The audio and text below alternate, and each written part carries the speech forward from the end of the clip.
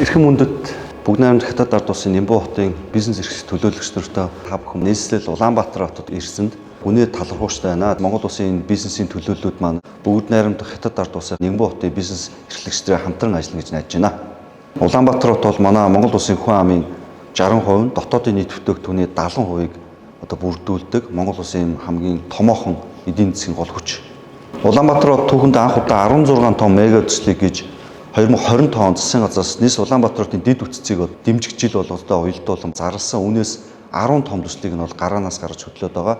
Нийтдээ манай 16 том төсөл маань бол ойролцоогоор 10 тэрбум доллар гарахаар үнэлгээтэй байж байгаа. Одоогоор Улаанбаатар хотоос тойрог 1-р олон улсын нээлттэй 918 сая долларын үнэлгээтэй тендерийн шалгуулалт явж байгаа. EPC дээр нөхөн F нөхцөлтэй явагдаж байгаа.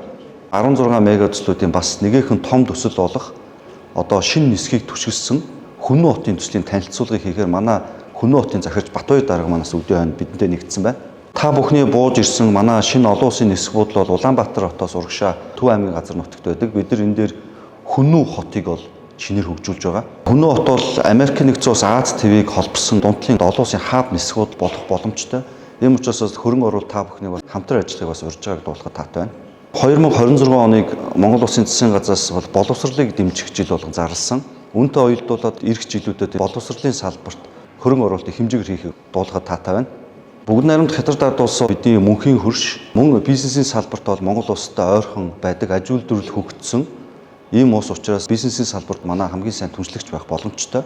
2024 онд Монгол улсын нийт экспортын 90-с дээш хувийг буюу 15 тэрбум орчим доллар, импортын 50-с дээш хувь буюу 7 тэрбум доллароос дээш эргэлтийг зөвхөн хятад улс, Монгол улс хоёроо хийж Монгол улсын хамгийн чухал стратегийн түншлэгч улс гэдэг бол тоо оромтойр харагдаж байна. Мөн өнөөдөр энэ тайханд бас Улаанбаатар хотын бодлого судалгааны хүрээлэнгээс төлөөл ирж AI чиглэл дээр бас хамтран анхны уулзалтуудыг хийж ирсэн байна. Эрхэм Нямбу хотын бизнес төлөөлөгч та бүхэн танхим төрөлцөөс удирдлуудтай уулзаж бизнесийн анхны санаа хэлцээрүүдийг цаашдаа урагшлуулан хөгжүүлнэ гэж бодож байна. Та бүхэн хүрэлцэн ирсэнд маш их баярлалаа гэж хэлье.